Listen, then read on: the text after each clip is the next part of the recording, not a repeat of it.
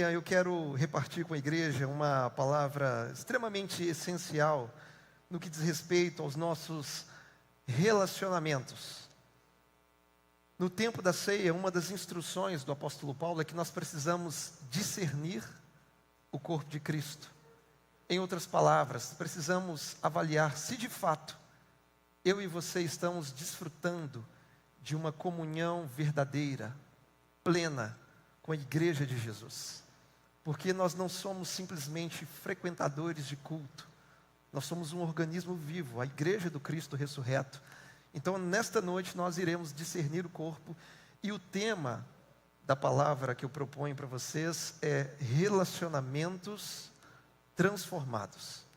Eu quero ler com vocês e peço que, por gentileza, você abra comigo a sua Bíblia ou ligue comigo a sua Bíblia na carta de Paulo aos Romanos, no capítulo 12. A partir do verso 9, estaremos lendo aqui uma sequência de mandamentos que o apóstolo Paulo nos apresenta para que tenhamos relacionamentos transformados. Romanos, capítulo 12, a partir do verso 9. Todos encontraram? Assim diz o texto. O amor seja sem hipocrisia. Odeiem o mal e apeguem-se ao bem. Amem uns aos outros com amor fraternal.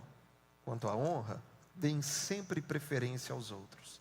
Quanto ao zelo, não sejam preguiçosos. Sejam fervorosos de espírito, servindo o Senhor. Alegrem-se na esperança. Sejam pacientes na tribulação e perseverem na oração. Ajudem a suprir as necessidades dos santos. Pratiquem a hospitalidade. Abençoem aqueles que perseguem vocês. Abençoem e não amaldiçoem. Alegrem-se com os que se alegram. E chorem com os que choram. Tenham o mesmo modo de pensar de uns para com os outros. Em vez de serem orgulhosos, sejam solidários com os humildes. Não sejam sábios aos seus próprios olhos. Verso 17. Não paguem a ninguém mal por mal. Procurem fazer o bem diante de todos. Se possível, no que depender de vocês, vivam em paz com todas as pessoas. Meus amados, não façam justiça com as próprias mãos, mas deem lugar à ira de Deus, porque está escrito: a mim pertence a vingança, eu é que retribuirei, diz o Senhor. Façam o contrário. Se o seu inimigo tiver fome, dê-lhe de comer. Se tiver sede, dê-lhe de beber, porque fazendo isto, você amontoará brasas vivas sobre a cabeça dele. Não se deixe vencer pelo mal, mas vença o mal com o bem. Apenas até aí, feche seus olhos por um instante. Pai, nós te rendemos graças, Pai, e é com muita alegria que nós louvamos o Teu nome nessa noite, reconhecendo que a Tua palavra é a nossa única regra de fé e prática. E nós te pedimos que o Teu Espírito possa abrir o nosso entendimento, aquecer o nosso coração para recebermos a semente viva da Tua palavra, Pai. E que os nossos relacionamentos sejam plenamente transformados pela Sua verdade aplicada no nosso dia a dia, Pai. Que o nosso coração esteja receptível para ser ministrado pelo Teu Espírito. E nós te pedimos, Pai, que nesta noite o caráter de Cristo seja ainda mais moldado em nossas vidas para a Sua glória. Em nome de Jesus. Amém. E amém. Você já deu tiro de fuzil? Como eu disse de manhã, uma pergunta bem inusitada para começar um sermão. Aos 18 anos, quando eu ingressei nas Forças Armadas, eu tive que aprender a utilizar um fuzil automático leve, calibre 7,62. E nele havia duas opções de disparo. Havia o disparo intermitente e o disparo automático. No disparo intermitente, você efetuava um tiro por vez, e a cada tiro você rememorava os fundamentos de um tiro técnico, como respiração, empunhadura, concentração, e depois você efetuava outro disparo. Isso é intermitente. Por outro lado, você tinha a opção automática, que é a famosa rajada, onde você liberava todos os disparos de uma vez só. Bom, guardadas as proporções e metaforicamente falando, o apóstolo Paulo, ele é um bom atirador. Ao escrever a carta aos Romanos, ele efetua disparos intermitentes e disparos de rajada. Porque do capítulo 1 ao capítulo 11, Paulo, ele utiliza um modo intermitente. Ele efetua um disparo teológico e depois apresenta toda a sua fundamentação teórica. Às vezes gasta mais do que um capítulo para explicar toda a sua teologia. Então ele vai efetuando disparos teológicos intermitentes. Só que quando chega no capítulo 12, Paulo parte para uma parte prática. E ele coloca na opção automática. Ele dispara inúmeros mandamentos. E de acordo com o texto que foi lido nessa noite, do verso 9 ao 21, parece que Paulo pegou uma espécie de metralhadora santa, colocou aqui no cavado do ombro e começou a disparar mandamentos para todo lado. Ele liberou uma rajada de preceitos a serem observados. E a grande pergunta que nos resta é: qual é o alvo do apóstolo Paulo com todos esses disparos de mandamentos? E fique tranquilo que o alvo não é matar ninguém, porque a Bíblia é a única arma que se atira no morto e ele volta a viver. E o alvo de Paulo, então, com todos esses mandamentos disparados, é a transformação dos nossos relacionamentos. Porque de forma intensa, de forma concisa e sucessiva, Paulo está declarando valores e mandamentos que devemos manifestar na relação com os nossos irmãos na fé e até mesmo com os nossos inimigos. Esse é o alvo que Paulo está focando, que ele está mirando. Portanto, nesta noite, como proposição, quais são os mandamentos que Paulo disparou para transformar as nossas relações? Quais são esses preceitos para que possamos desfrutar de relacionamentos transformados, seja com os irmãos da fé ou seja com os inimigos da fé? Esta resposta nós encontraremos no próprio texto. E Paulo divide essa sessão em dois blocos. Do verso 9 a 16, ele fala sobre relacionamentos transformados com a igreja, com os irmãos da fé. E do 17 ao 21 ele fala desse relacionamento com os nossos inimigos. Então vamos aprender como ter relacionamentos transformados de acordo com esse bom atirador, que é o apóstolo Paulo. E ele começa trazendo o primeiro preceito no verso 9, parte A, e ele diz o seguinte: o amor seja sem hipocrisia. Perceba que o amor está encabeçando essa lista. E tudo que vem em seguida é uma expressão desse amor que deve ser sem hipocrisia. Aqui no texto, a palavra hipocrisia vem de uma raiz grega hipócrites, que significa estar escondido atrás de alguma coisa, porque na antiguidade o hipócrita era o ator de teatro que encenava, que utilizava aquelas máscaras, ora com sorriso, ora com tristeza. Portanto, Paulo está nos ensinando que quem ama não usa máscaras. Quem ama não se esconde atrás de um personagem. Quem ama não é fingido. Porque o amor cristão, ele é sempre verdadeiro, ele é sempre sincero. Se existe falsidade, se existe hipocrisia, logo não se trata de amor. Trata-se apenas de uma encenação, trata-se de um simulacro, um drama teatral, ou seja, parece, mas não é. Porque onde a hipocrisia está presente, o amor está ausente. Afinal de contas, o máximo que a hipocrisia consegue produzir é uma arte cênica. É uma interpretação com palavras politicamente corretas e expressões faciais forçadas. Por isso Paulo está ordenando que o amor seja sem hipocrisia. Agora, precisamos entender como se dá esse mandamento na prática. O que significa alguém que está amando de forma hipócrita? E aqui nós entendemos que amor hipócrita é quando eu faço algo que aparentemente é do interesse do outro, mas que na verdade é do meu próprio interesse. Por exemplo, se eu trato alguém com palavras de gentileza, não porque eu desejo enaltecer a pessoa, mas porque eu quero tê-lo em minhas mãos para que ele faça o que eu desejo. Ou seja, se usarmos nossa gentileza para manipular pessoas, isso é hipocrisia. Outro exemplo é se eu participo da assistência a algum irmão necessitado na igreja local, não porque eu me compadeço dessa pessoa, não porque eu desejo que ela seja aliviada em suas necessidades, mas porque eu quero que todas as pessoas ao meu redor olhem para mim e digam: olhem como ele é generoso. Meus irmãos, isso parece amor, mas não é amor de verdade. Isso é hipocrisia. E o que Paulo está nos ensinando é que o amor não seja fingido, que o amor não seja encenado, que o amor seja verdadeiro, genuíno, real. Agora, existe um outro lado da moeda nesse mandamento que nós também temos que entender. Porque tem muita gente que usa um mandamento que diz que o amor tem que ser sem hipocrisia para justificar a sua dureza de coração. E eu vou explicar. Tem gente que diz assim: pastor, eu sei que eu deveria cumprimentar aquele fulano, eu sei que eu deveria cumprimentar o meu irmão, só que a gente está brigado e eu não fui lá porque eu não sou hipócrita. Por isso que eu não cumprimentei ele, porque eu não sou hipócrita, pastor. A Bíblia diz que o amor tem que ser sem hipocrisia.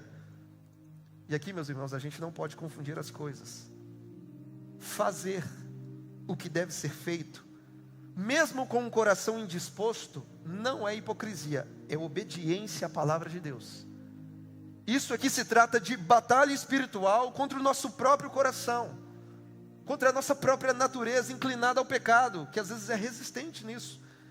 Quando você reconhece que deve fazer algo, mas o seu coração não está disposto a fazer, e você luta contra o seu coração e faz o que tem que ser feito, você não está sendo hipócrita, você está obedecendo a palavra de Deus. Portanto, não é correto usarmos esse mandamento bíblico como justificativa para não fazermos o que deve ser feito para a glória de Deus. Então existe esse outro lado da moeda. Então, resumindo, que o amor não seja fingido, não seja teatral, não seja encenado, que o amor seja mais prático e menos dramático, que ele seja praticável. Ame as pessoas sem fingimento, e ainda que o seu coração não esteja disposto a isso, seja obediente à palavra de Deus e crucifique esse seu sentimentalismo. Tem gente que diz o seguinte: ah, pastor, eu não amo fulano porque o fulano não merece o meu amor. Ei, o amor cristão não é uma resposta aos méritos humanos. O amor cristão é uma resposta à misericórdia divina. Porque a Bíblia não diz que nós amamos pessoas porque elas merecem. Ela diz que nós amamos porque Deus nos amou primeiro. Por isso, todas as vezes que amamos pessoas, estamos correspondendo ao amor do Pai que graciosamente foi derramado sobre nós. Portanto, amar é uma atitude de fé e obediência. E ainda no verso 9, parte B, Paulo diz: odeiem o mal e apeguem-se ao bem. E o que isso tem a ver com amar sem hipocrisia? Tem tudo a ver, porque amar é encontrar felicidade em querer o bem de outras pessoas. Então a gente rejeita toda maldade e se apega àquilo que é bom. Próximo princípio, verso 10, Paulo diz o seguinte: amem uns aos outros com amor fraternal. Quanto à honra, deem sempre preferência aos outros. Aqui nesse verso, Paulo está dizendo que os crentes devem praticar o amor fraterno, que é o amor entre irmãos. Em outras palavras, Paulo afirma que em Deus nós somos uma família. Todos nós somos irmãos e filhos do mesmo Pai. E o amor entre nós é o sistema circulatório que dá vida aos membros do corpo de Cristo. E a pergunta que nos vem é: como é que na prática nós vivemos esse amor fraternal? E a resposta está no próprio verso 10. Quanto à honra, deem sempre preferência aos outros. O amor fraternal, ele é praticado no princípio da honra. O amor fraterno nos faz tributar Honra aos nossos irmãos nos faz dar a preferência. É quando a gente diz o seguinte: se alguém precisa ser honrado nessa igreja, que seja o meu irmão e não eu. Se alguém precisa ser aplaudido nessa igreja, que seja o meu irmão e não eu. Se alguém precisa ser recompensado, que seja o meu irmão e não eu. Porque o cristão é alguém que não busca a própria honra, mas sim a de outros. Isso é amor fraterno na prática. Como eu disse de manhã, chegou aqui no culto, está lotado, só tem uma cadeira. Dá honra para o seu irmão, dá o lugar, dá a preferência. É assim que um cristão, um filho de Deus, se comporta em todo o tempo. Verso 11, Paulo diz: quanto ao zelo, não sejam preguiçosos. Zelo pelo quê? Zelo pela igreja. Zelo pelo reino de Deus e a sua justiça. Zelo por santidade e comunhão com os irmãos. Zelo pela presença de Deus. Ou seja, no que diz respeito ao zelo com as coisas do Senhor, Paulo está dizendo: não sejam preguiçosos, não sejam desleixados, não sejam negligentes com a sua espiritualidade. E lembrando das palavras do profeta Jeremias no capítulo 48, quando ele diz: maldito aquele que fizer a obra do Senhor relaxadamente. Sejam zelosos. E na sequência do verso 11 ele diz: sejam fervorosos de espírito, servindo o Senhor. Crente é alguém que serve a Deus com fervor. Esse é o crente. É alguém que permanece com o seu coração em chamas. Por isso, a apatia não combina com a fé cristã. O desleixo não combina com a vida cristã. A mornidão não combina com a sua vida. O seu coração precisa estar pegando fogo. Portanto, não seja um crente morno. Não provoque náuseas em Jesus. Não seja como os membros da igreja de Laodiceia, aos quais Deus disse: você é morno e eu estou a ponto de vomitá-lo da minha boca. O seu coração precisa estar pegando fogo. E o que é que tudo isso tem a ver com os nossos relacionamentos transformados? Tem tudo a ver. Porque quem é fervoroso de espírito sempre tem o coração aquecido para amar os irmãos na fé. Quem é cheio do Espírito Santo sempre terá zelo pela comunhão do corpo de Cristo. Crentes fervorosos de espírito se relacionam de maneira transformadora. Porque eu nunca vi um crente cheio do Espírito Santo ficar arrumando encrenca na igreja. O crente cheio do Espírito Santo é a alegria do pastor, ele não dá B.O. É uma alegria no coração de tanto pastor, né, pastor Ronald? Oh Senhor, faz assim de nós. Verso 12: alegrem-se na esperança, sejam pacientes na tribulação e perseverem na oração. Para que os nossos relacionamentos sejam transformados, precisamos de alegria, paciência e oração. Alegria em quê? Alegria na esperança. Esperança na glória que há de ser revelada a nós. Esperança na redenção final e definitiva de todas as coisas. Porque o crente é alguém que atravessa as tempestades da vida com os olhos cravados na esperança gloriosa da volta de Cristo. E Paulo ainda diz: sejam pacientes na tribulação. Ou seja, as dificuldades que enfrentamos no tempo presente, vou te contar um segredo, elas vão passar. Os nossos conflitos relacionais, eles vão passar. Nossas tristezas vão passar. Nossas dores e fraquezas vão ter fim. Portanto, encare as aflições com coragem. Insista, persista, resista, mas não desista. Tenha calma. Seja paciente com os seus irmãos. Seja paciente no tempo da tribulação, porque tudo isso vai passar e vai valer a pena. E ao final Paulo diz: persevere em oração. Porque somente a oração enche a vida do crente de poder e o coração de paz. Persevere em oração, porque um dia toda aflição vai se transformar numa glória que não dá para se comparar. Portanto, para que os nossos relacionamentos sejam transformados, precisamos de alegria, de paciência e de muita oração no tempo presente. Verso 13, parte A, Paulo diz o seguinte: ajudem a suprir as necessidades dos santos. Aqui nesse versículo, Paulo utiliza o termo santo, não para se referir a pessoas que são perfeitas e não pecam, O termo aqui santo significa pessoas que foram separadas para Deus, assim como eu e você. E Paulo diz: ajudem a suprir a necessidade dos santos. E isso significa que até os santos passam necessidades, ao contrário do que algumas teologias erradas ensinam por aí. Os santos também podem passar necessidades. E de acordo com o texto, essas necessidades devem ser supridas por quem? Pelos irmãos na fé. No entanto, é bom fazer uma pequena observação, porque Paulo não está falando de necessidades aparentes, que são provocadas por uma má gestão financeira. Porque tem gente que deixa de pagar as contas, deixa de, quem sabe, fazer uma reserva de emergência, para gastar com coisas que não são essenciais, coisas que são supérfluas. Paulo também não está falando de irmãos aproveitadores, de gente que não quer trabalhar e quer viver à custa dos outros. Porque o mesmo Paulo que diz para suprir a necessidade dos santos, em outra carta ele também diz: quem não quer trabalhar, que também fique sem comer. Porque amor não é ingênuo. O amor sabe quem realmente precisa e quem não precisa. Voltando ao texto, Paulo está falando aqui de necessidades reais.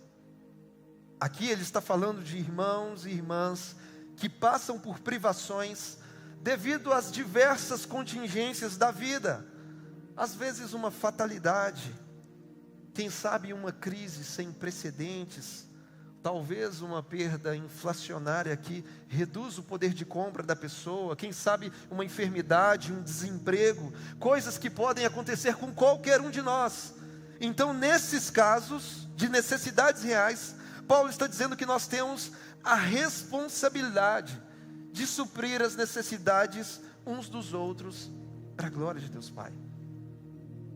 E ainda no verso 13, parte B, ele diz: pratiquem a hospitalidade. E aqui eu entendo que todo cristão deve ser hospitaleiro. Se com os necessitados nós devemos ser generosos, com os visitantes e estrangeiros nós devemos ser hospitaleiros. E você gosta de receber pessoas em sua casa? Você gosta de hospedar irmãos na fé no seu lar quando necessário? Durante a semana, lendo algum comentário bíblico, o comentarista William MacDonald, ele disse o seguinte, abre aspas: a hospitalidade é uma arte esquecida. Casas e apartamentos pequenos são usados como desculpa para não receber cristãos de passagem pela cidade. Talvez nossa vontade seja nos esquivar do trabalho e da inconveniência de hospedar alguém. Mas nos esquecemos que receber filhos de Deus é como receber o próprio Senhor. Nossa casa deve ser como o lar em Betânia, onde Jesus gostava de tanto ficar. Fecha aspas. Tenha alegria de receber pessoas em sua casa. Tenha alegria de servir pessoas com o que Deus tem te dado. Seja hospitaleiro. Verso 14, outro princípio, Paulo diz o seguinte: abençoem aqueles que perseguem vocês, abençoem, e não amaldiçoem. É isso mesmo que nós lemos. O crente deve desejar o bem daqueles que lhe desejam o mal. Isso é o crente, é quem tem o caráter de Jesus. O crente deve abençoar aqueles que lhes perseguem. E por quê, pastor? Porque esse é o exemplo do nosso Senhor Jesus. Cristo foi humilhado, foi espancado, cuspiram em sua face, o pregaram numa cruz, e ao invés de amaldiçoá-los, Cristo intercedeu por eles. Somos chamados a imitar o nosso Senhor e abençoar quem nos persegue, e não pagar com a mesma moeda. Verso 15, Paulo diz: alegrem-se com os que se alegram, e chorem com os que choram. Se alegrar com a alegria do irmão é uma expressão de amor. Chorar com a dor do seu irmão é também uma expressão de amor. No entanto, a gente sabe que nem sempre é assim, né, meus irmãos? Por exemplo, a fulana arruma um namorado E você que está solteira, com a cara de deboche, fala assim: por que ela, Senhor, e não eu? Há uma dificuldade de se alegrar com a alegria dos outros. Isso acontece. Ou então, quem sabe, quando o seu irmão ele consegue comprar ali um carro novo, uma casa nova, é uma bênção. E aí você, ao invés de se alegrar, diz o seguinte: exibido, está querendo aparecer, só pode. Não faça assim. Porque senão você vai ficar parecido com o irmão mais velho do filho pródigo. Lembra da história? Depois que o irmão chega em casa, o pai manda fazer uma festa, mas o irmão mais velho: não vou participar dessa festa não. Eu? Olha o que ele fez. Não, essa postura do irmão mais velho, do filho pródigo, é uma postura que denota inveja. Se eu não consigo me alegrar com a conquista do meu irmão, certamente pode existir inveja no meu coração.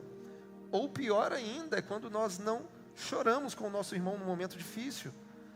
Porque, por exemplo, às vezes algumas pessoas, quando o seu irmão tropeça, o seu irmão está, quem sabe, enfrentando um momento difícil na fé, e ao invés de você se compadecer dele, você diz: bem feito, falei que não ia dar certo, é bom que ele aprenda uma lição. Não, isso não é teu coração de Jesus. Então preste atenção. Quando Paulo nos diz para alegrar com o que se alegra e chorar com quem chora, isso simboliza o que de fato é pertencer a uma mesma família. Se você é um irmão para mim, eu devo, biblicamente, me alegrar com as suas vitórias, e eu devo chorar com as suas dores, porque a sua alegria é a minha alegria, a sua tristeza é a minha tristeza, e vice-versa. O que dói em você também dói em mim, e o que você celebra, eu também celebro, porque pertencemos à família de Deus, somos membros do mesmo corpo. Por isso que Paulo, na primeira carta aos Coríntios, no capítulo 12, ele diz: se um membro sofre, todos sofrem com ele, e se um membro é honrado, todos os outros se alegram com ele. Isso é ser igreja de Jesus aqui na terra. Verso 16, parte A, Paulo diz: tenham o mesmo modo de pensar de uns para com os outros. O que Paulo está dizendo aqui nessa parte A é o seguinte: que haja harmonia entre nós, que tenhamos o mesmo modo de pensar. E eu sempre digo que ter o mesmo modo de pensar não é ter mente alienada, mas significa que teremos as mesmas, ou melhor, não significa que teremos as mesmas opiniões em assuntos não essenciais. O que Paulo está ordenando é que tenhamos um alinhamento de pensamento a partir do Evangelho. Isso é harmonia de pensamento. Então, ter o mesmo modo de pensar não quer dizer que concordaremos em todos os assuntos, mas significa que até nas nossas discordâncias sempre teremos as mesmas atitudes de Cristo. Podemos até discordar em assuntos secundários, mas naquilo que for fundamental ao Evangelho, nós seremos unânimes, harmônicos para a glória de Deus Pai.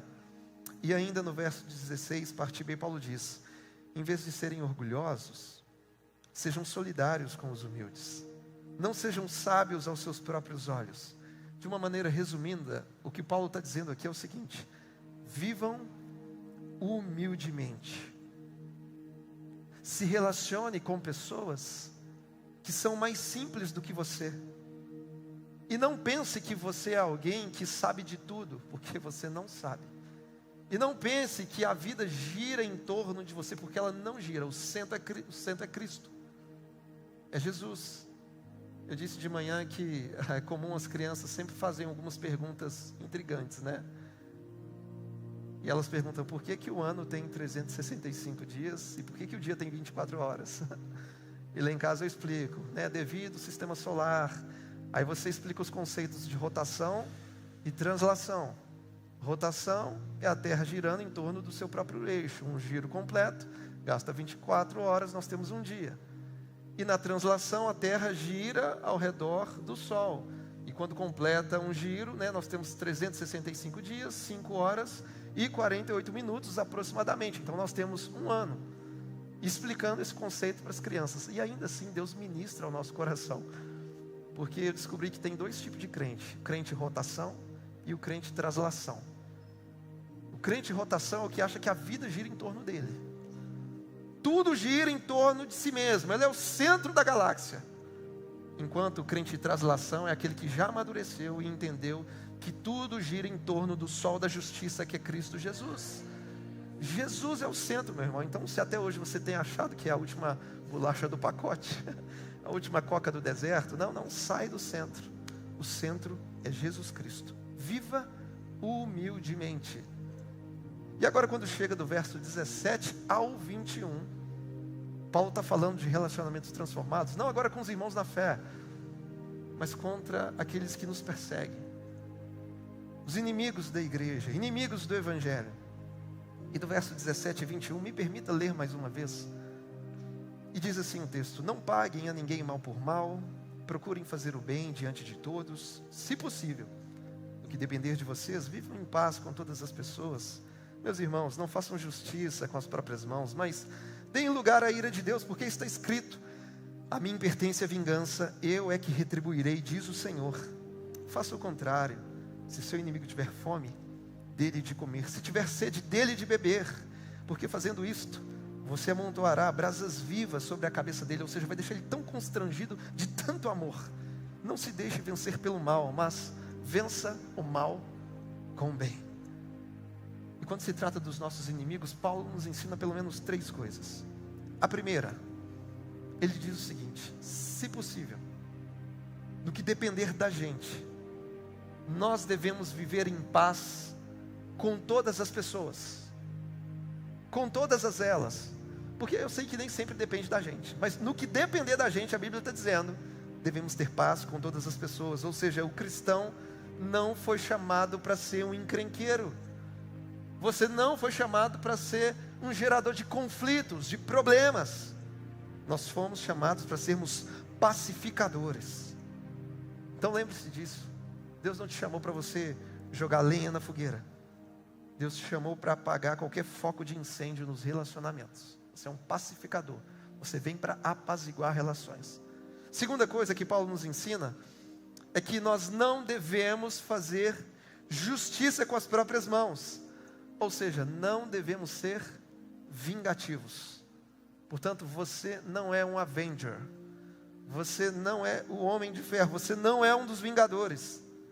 Devemos resistir ao desejo de sermos vingativos, porque vingança é uma prerrogativa de Deus e não cabe a nós interferir. Um dia Deus vai fazer isso de forma certa e no tempo certo. Portanto, eu e você não temos autoridade para usurpar o divino ofício da vingança, porque de acordo com a Escritura, a vingança pertence ao Senhor. Portanto, descanse o seu coração, porque mais cedo ou mais tarde o Senhor retribuirá. Ele vai fazer toda a justiça. O braço dele é mais longo que o nosso e a mão dele é mais forte do que a nossa. Descanse na justiça de Deus. Terceira coisa que Paulo nos ensina: não se deixe vencer pelo mal, mas vença o mal com o bem. Se você foi insultado, não devolva o insulto. Se você foi ofendido, não devolva a ofensa. Se falaram mal de você, fale bem dessa pessoa que falou mal de você. E se não for possível falar bem, fique calado. Se você foi prejudicado, não pague na mesma medida. Não pague o mal com o mal, porque todas as vezes que nós pagamos com a mesma moeda, é sinal de que o mal nos venceu. Se existe alguém brigando com você por causa de coisas pequenas, mostre para ela a grandeza da sua alma. Não permita que a maldade do outro se torne o seu padrão de conduta. Não permita que a maldade alheia determine o seu comportamento, como você deve proceder, porque quem te governa não é a maldade, quem te governa é o Espírito Santo de Deus. Portanto, o crente, pelo poder do Espírito Santo, ele vence o mal com o bem, porque a graça sempre triunfa sobre a maldade. Sempre. É assim que Cristo nos ensina. E eu quero concluir esse sermão dizendo que a nossa vida com Deus precisa tocar e transformar os nossos relacionamentos, porque a forma com que tratamos as pessoas diz muito sobre o Deus que nós servimos. Se de fato nós amamos a Deus de todo o nosso coração, essa fé que temos precisa tocar aqueles que convivem conosco. Isso precisa ser real.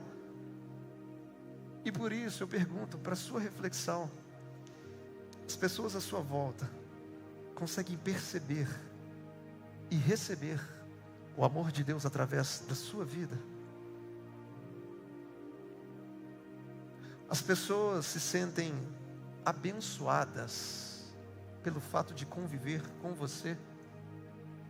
Ou você é um chato de galocha que ninguém aguenta ficar perto?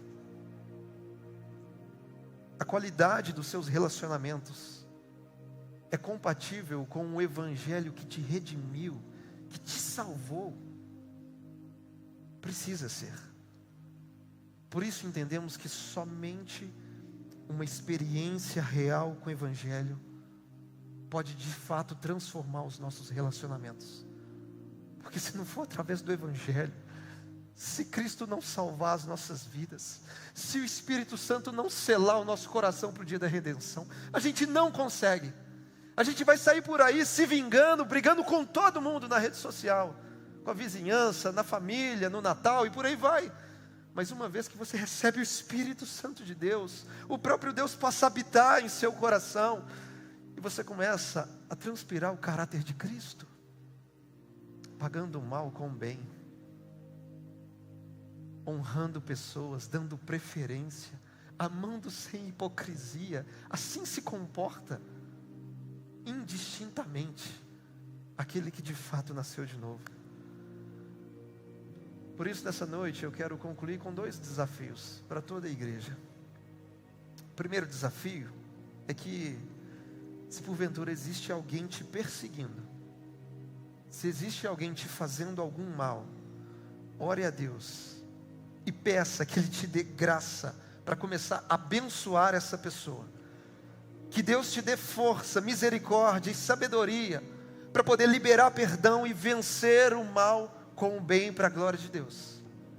Experimente fazer isso, orar por essa pessoa que está te perseguindo. Segundo desafio, eu queria que você, nessa hora, pensasse em algum irmão na fé que está precisando de você agora. Quem sabe esse irmão está aqui na igreja. Quem sabe alguém que esteja enfermo, desorientado, necessitado, aflito por algum motivo. Ou quem sabe algum irmão na fé que está desviado, desanimado da vida cristã. Pense em alguém e ore por essa pessoa que Deus trouxe ao seu coração. E reflita na seguinte questão: como é que de maneira prática eu vou demonstrar amor por essa pessoa durante esta semana? Saia daqui decidido, dizendo: até domingo que vem, esse meu irmão que Deus trouxe ao meu coração, ele vai experimentar um traço do amor de Deus através da minha vida. Eu vou mostrar como é ser igreja na prática. E eu desafio você a fazer isso. Eu não sei quem Deus vai trazer ao seu coração, mas dê lugar ao Espírito Santo, porque Ele é soberano. Se Ele trouxe alguém ao seu coração, Ele não se engana. Faça isso, porque o amor, ele é mais prático e menos dramático. Ele não é encenado, ele não é teatral, ele sai para a realidade. E precisamos assim viver para a glória do nosso Pai. Assim as nossas relações vão ser totalmente transformadas. Um povo maduro, como eu disse de manhã, se porventura tem algum irmão que falou algo que te entristeceu, seja maduro. Chegue no seu irmão e diga, vai ter com ele a sós e fala: meu irmão, aquele dia que você falou isso, eu fiquei triste porque eu entendi dessa forma. Foi isso mesmo que você quis dizer? Ele vai ter a chance de se explicar. Eu falei: não, quando eu falei aquilo não foi isso que eu falei. Poxa, eu me expressei mal. Ou então, poxa, eu falei isso mesmo, me perdoa. Irmãos maduros se comportam dessa forma. A gente precisa ter esse nível de liberdade uns com os outros. E essa maturidade, sem ficar com o coração ofendido, sem ficar com um bichinho no coração, com qualquer coisa, sabe?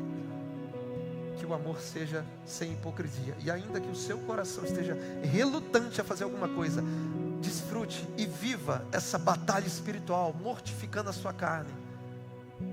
Porque você fazer o que deve ser feito mesmo com o coração indisposto, não é hipocrisia, é obediência à palavra de Deus. Assim precisamos proceder para a glória do nosso Pai. Se você puder e quiser nessa noite, fique de pé no seu lugar, por gentileza, feche seus olhos. Pai, nós queremos te agradecer pela sua verdade, Pai.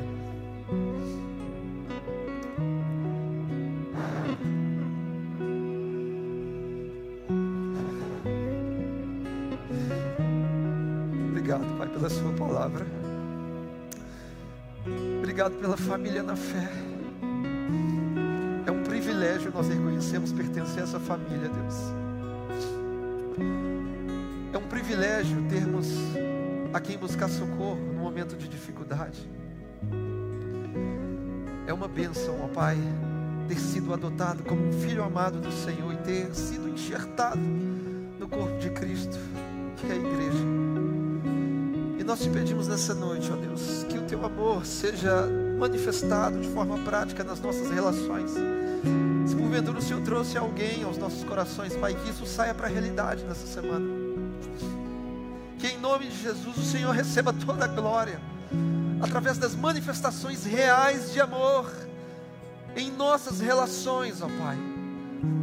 Que as nossas palavras sejam agradáveis, que possamos, nas pequenas coisas, aprender a honrar uns aos outros e sempre darmos a preferência ao nosso irmão, assim como diz a sua palavra, Pai. E nós te pedimos que essa rajada de mandamentos e orientações venha atingir em cheio os nossos corações, Pai. Venha tocar os nossos relacionamentos e que tudo isso seja transformado para a sua glória, Senhor. Para que o mundo lá fora reconheça o que é de fato o povo de Deus, a família da fé, porque eles vão entender que nós somos um em Senhor, Pai. Por isso nessa noite nós te pedimos, transforma o nosso coração, muda as nossas vidas, nos enche do seu Espírito Santo, que tenhamos zelo pela sua casa, zelo pelo ministério, zelo pela espiritualidade e comunhão com o Senhor, Pai. E que sejamos crentes fervorosos. Arranca toda a frieza do nosso coração, arranca toda indiferença, toda a apatia. Incendeia-nos, Senhor. Incendeia-nos. Possamos voltar a queimar de amor pela sua palavra, pela vida de oração, pela comunhão com os irmãos da fé. Portanto, transforma as nossas vidas nessa noite. Esse é o nosso desejo, termos o caráter de Cristo. É o que nós te pedimos, em nome de Jesus. E ainda com seus olhos fechados, te convido a repetir comigo uma oração, dizendo: Senhor meu Deus, nesta noite eu ouvi a sua palavra e ela gerou fé no meu coração.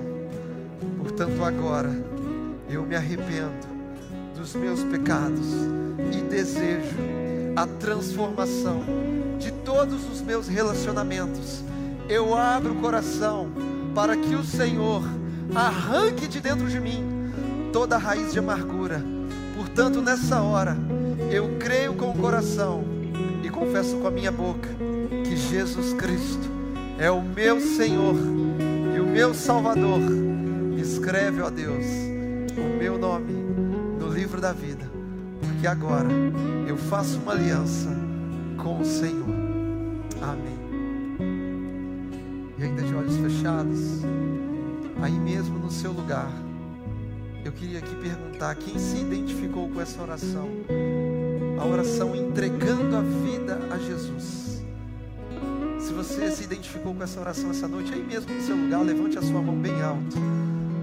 Você que nessa noite decide entregar a sua vida a Cristo, decide abrir o seu coração e se render ao Espírito Santo, aí mesmo no seu lugar, levante a sua mão bem alto, porque nós queremos orar por você e com você, porque em Cristo nós podemos experimentar de novas coisas, de uma nova vida, de uma nova temporada, para a glória de Deus Pai.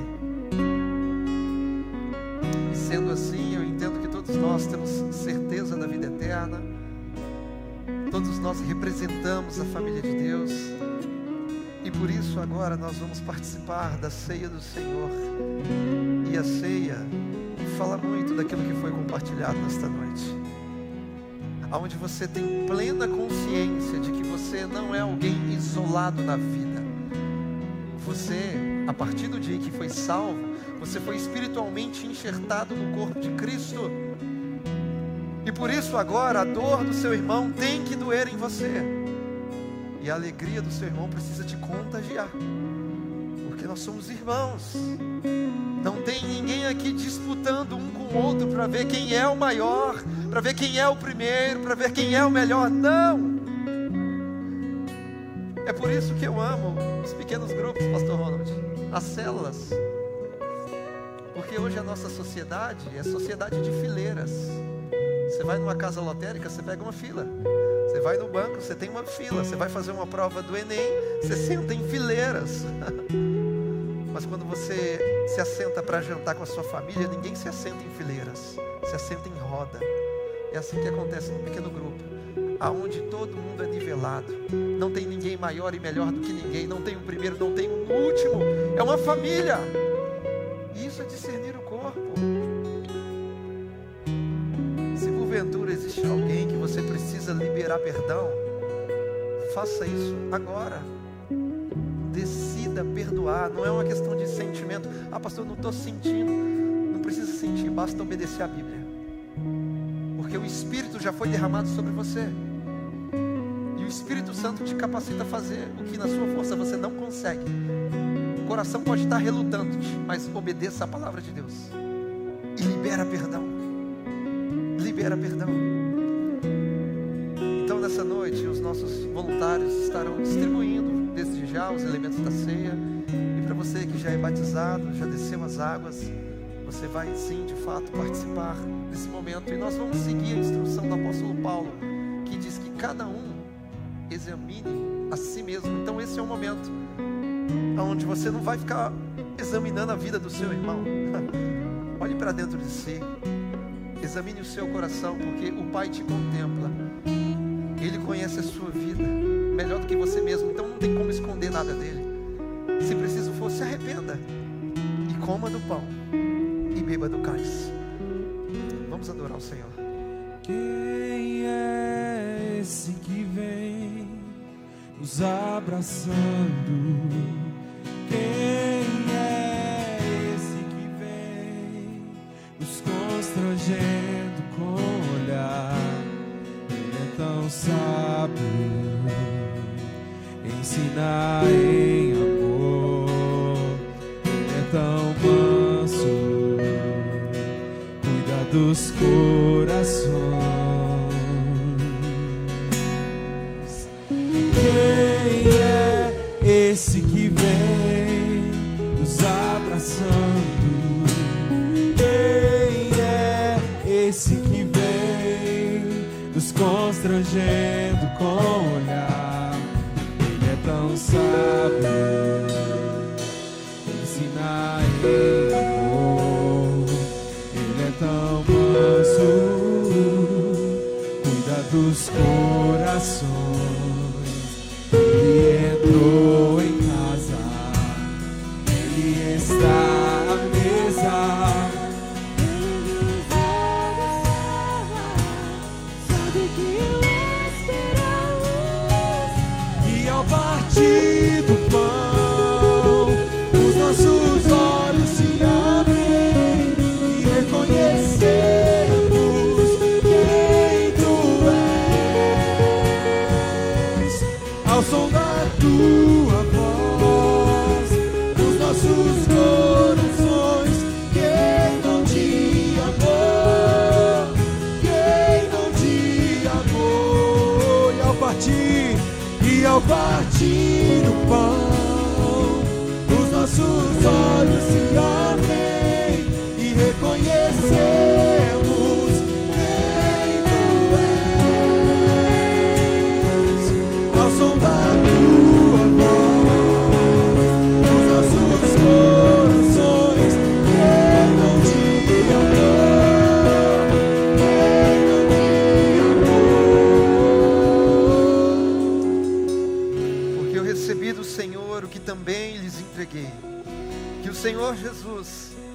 Na noite em que foi traído, pegou um pão e, tendo dado graças, o partiu e disse: isto é o meu corpo, que é dado por vocês.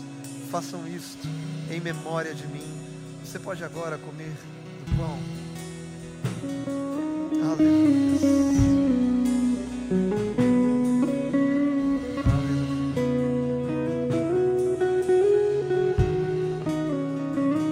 Do mesmo modo, depois da ceia, pegou também o cálice, dizendo: este cálice é a nova aliança no meu sangue. Façam isto todas as vezes que o beberem em memória de mim, porque todas as vezes que comerem este pão e beberem o cálice, vocês anunciam a morte do Senhor até que Ele venha. Você pode agora tomar do cálice. Aleluia.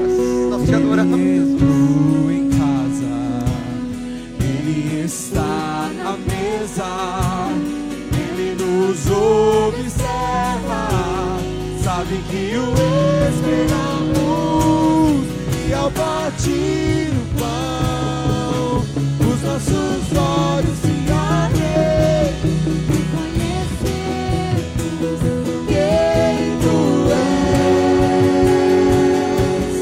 Ao som da tua voz, os nossos corações queimam de amor. E ao partir do pão, e ao partir do pão, Nossos olhos, Senhor. Aleluia. quem tu és. Ao som da tua voz,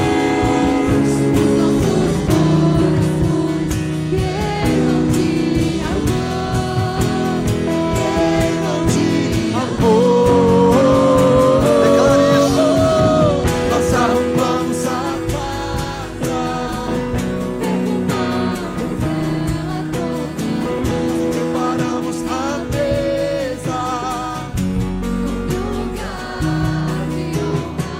Nós arrumamos a casa,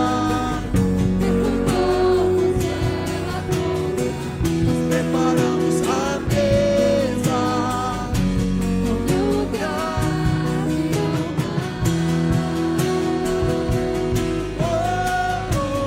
No lugar de honra, no lugar de honra, no lugar de honra. Vamos declarar isso mais uma vez. Nós arrumamos a casa, só a igreja. Nós arrumamos a casa. Cante isso ao Senhor. Ah, Pai. Está tudo preparado, Pai, para Ti, Jesus. Tome o Teu lugar. Tu és o centro, Jesus. Nós perfumamos nós amamos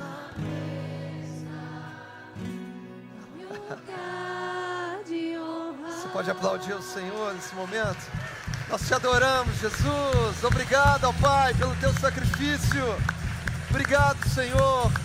Te exaltamos, Pai, te exaltamos. Aleluia. Meus irmãos, que possamos prosseguir na nossa semana, lembrando dos desafios, viu? Pratique isso. E eu creio que Deus vai receber toda a glória. Não se esqueça, você não é crente em rotação. Você é crente em translação. Cristo é o centro de todas as coisas. E nós estamos em comunhão ao redor daquele que é o centro, Jesus Cristo. E que essa palavra possa transformar todas as suas relações, em nome de Jesus. Que o amor do Pai, a graça de Deus Filho e a comunhão do Espírito Santo seja sobre as nossas vidas hoje e até a volta de Cristo. Que você vá em paz, tenha uma semana abençoada.